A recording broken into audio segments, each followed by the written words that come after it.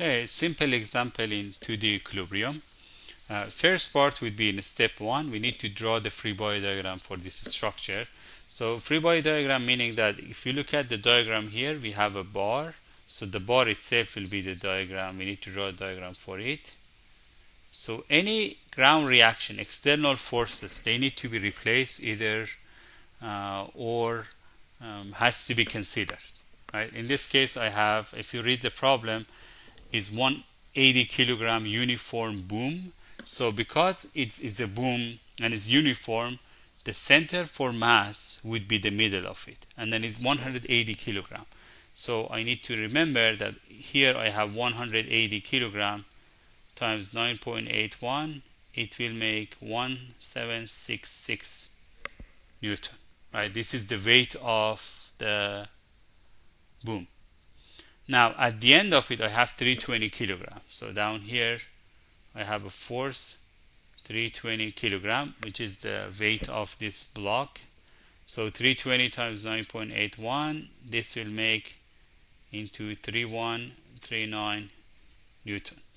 So what other forces I see here? I see a force on like tension for cable. So cable is always on tension. That we talked about that before. So I'm going to have a T here. That's a tension. So at point A, that's a pin. So for pin, we have two forces. One force in X, one force in Y. So I'm going to have AY and AX. I put them on positive X-axis. When I solve my equation, I get a negative answer. I'm getting to know that, oh, this was because of that. So in this example, I'm sure the direction of AX and AY are correct because the two forces here are going down. The reaction should be up. The tension is this way, the AX will be this way again, but this came just by chance, right? The three equations for equilibrium in 2D equilibriums are sum of f of x equal to 0, sum of f of y equal to 0, and sum of moment about any point is 0. So I need to figure out what point I need to select. So starting with sum of f of x equal to 0, I'm going to have AX. The other force I have is T, minus T equal to 0. First equation. Second equation, sum of f of y. On the y, I have AY minus 1766 minus 3139 equal to 0. So you directly get your AY, right, from this equation. And then I'm going to get AY is equal to 4905 Newton. The second equation we have is the equation for moment. So where I need to do the moment about. I'm going to pick a point where I have the maximum number of unknowns. Because when you do moment about that point, you cancel out all those unknowns, right? So in this case, I'm going to select point A, do moment about point A. So I would cancel out two unknowns. I can just get the T from this equation. So moment about A equal to 0. Then what I need to find distances, right?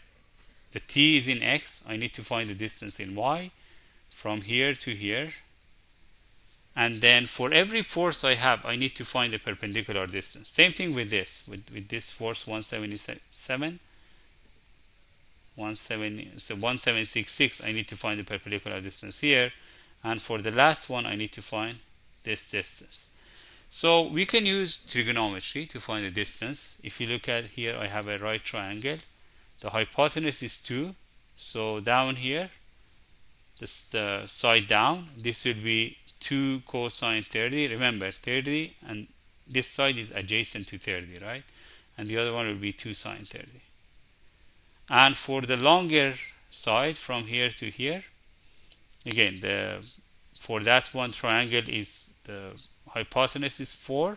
We are looking for this side down. That side will be 4 cosine 30. So this total length is 4 cosine 30. So now I can actually set up my equations. Moment about A, T is going to go counterclockwise, right? So T into the perpendicular distance from here to here on the Y was 2 sine 30 minus 1766 into 1766, the distance, the force is in Y, distance will be on X, and I put the minus because this is clockwise, and then there is a plus here because this is counterclockwise. Minus 1766 into 2 cosine 30, and then the last fourth is minus 1339 into 4 cosine 30 equal to 0. If I continue my calculation, I would be able to find t. And from this calculation, you can get, again, you need to, 2 sine 30 is simply is 1, right? So 2 sine 30 is 1. That's easy, make my job easy.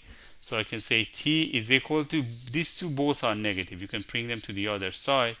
And then if you add them together, you're going to get t is equal to 13932, which could be 1.39,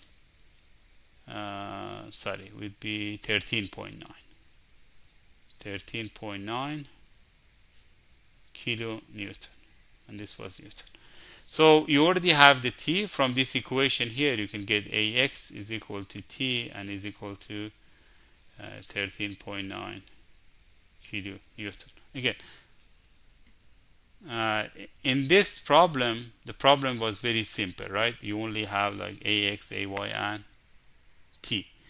And we were able to set them up with using this problem. Again, there was not much complication in doing this problem.